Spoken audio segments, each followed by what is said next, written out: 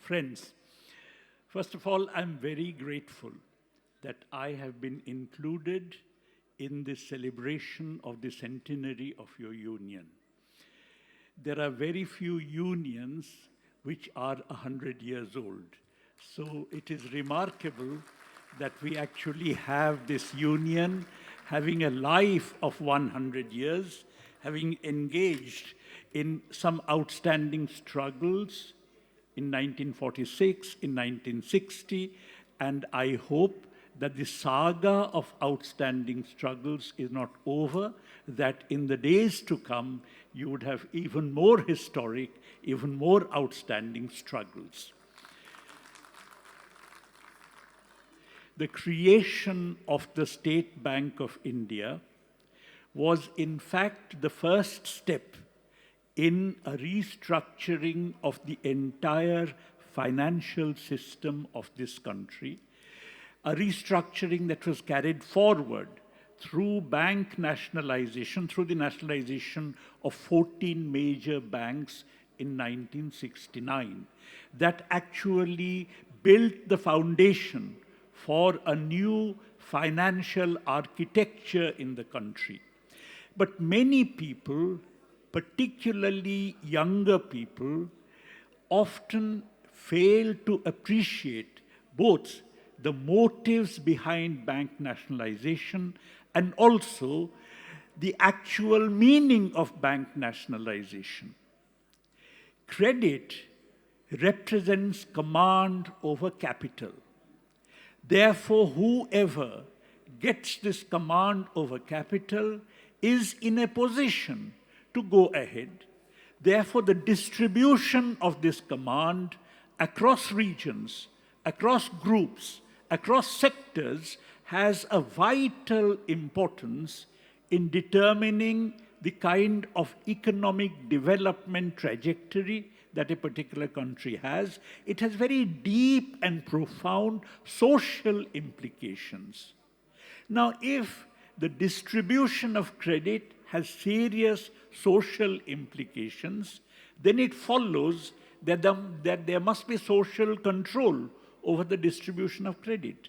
This was a very simple logic behind bank nationalization. That bank nationalization was supposed to ensure that there is social control over the distribution of credit in the country. Of course, the reach of the banking system has to be wide across the country, and by these tokens, bank nationalization was a remarkably successful step.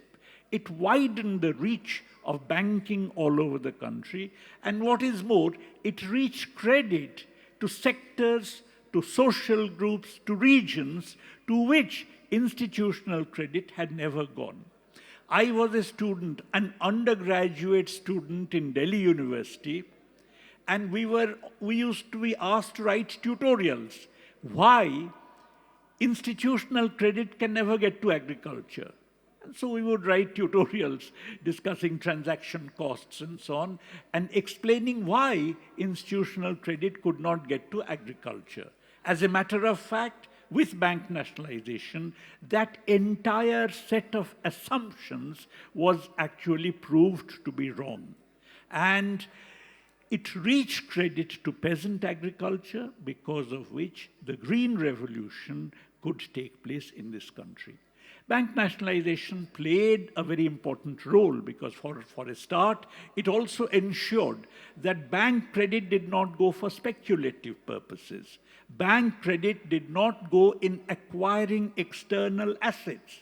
When in 2008, you had the global financial crisis, you found that India was completely immune to that crisis because of the entire banking system. Not more than 7 or 8% of the assets consisted of external assets, and these were not toxic assets, and they were hardly held by the nationalized banks. The ICICI Bank held some external assets, but as far as the domestic banking sector is concerned, which was nationalized, it hardly had much external assets and certainly zero toxic assets. So it insulated the country from the impact of the global financial crisis. And of course, it is something which also gave rise to a spread of credit, not just to agriculture, but to small-scale sectors and so on.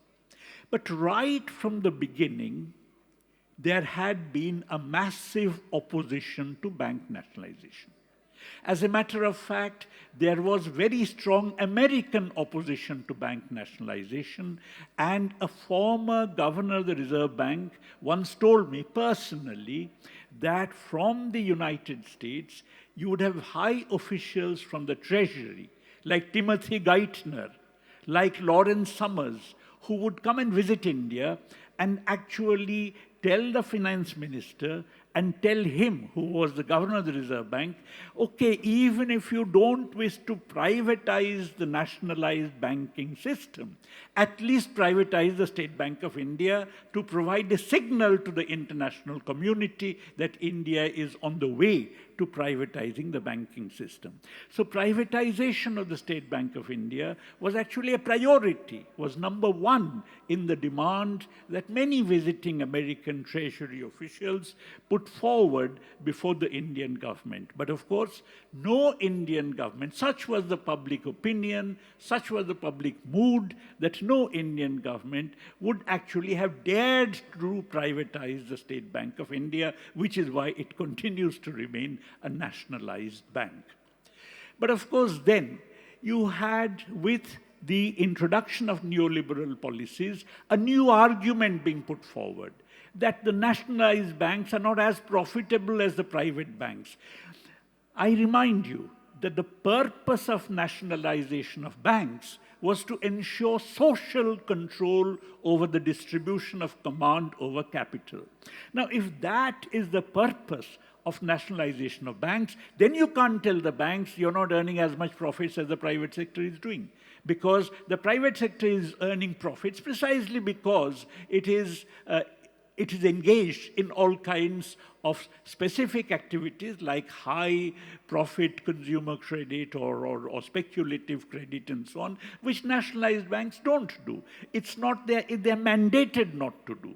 So to say that nationalized banks are not functioning properly because they are not earning enough credit is like telling somebody who has gone to the front to fight, why didn't you bring some fish with you? These are completely two different objectives, and therefore that's why I said that it's very important to be clear about the objective, the motives behind bank nationalization.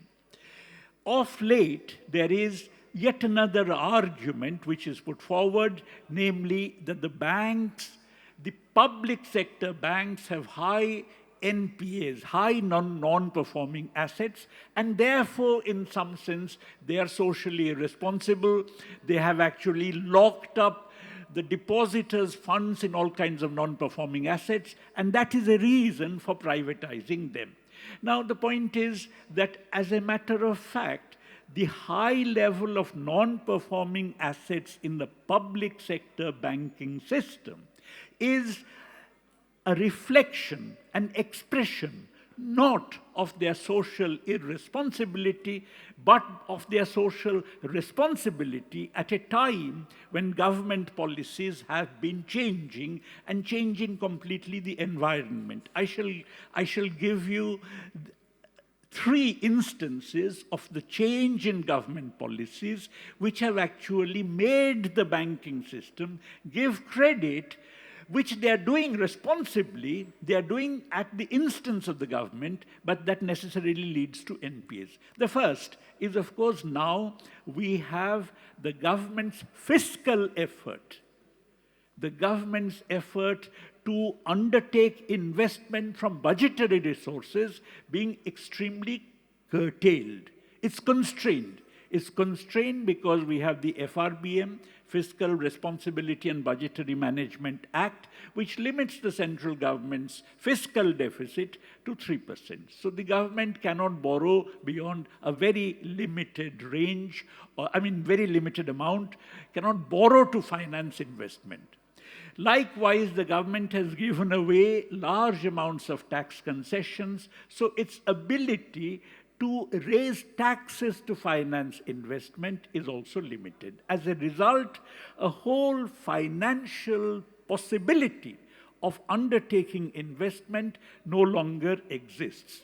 Now, there are a lot of investment projects, particularly long gestation projects, infrastructure projects, which actually take a long period to be completed. And as far as those projects are concerned, typically they are supposed to be financed, or they should be financed out of fiscal resources, because normally the private sector is not inclined to finance those projects. But we now have a situation where we are actually inviting the private sector to undertake those very projects precisely because the government has been starved of resources for doing that kind of investment.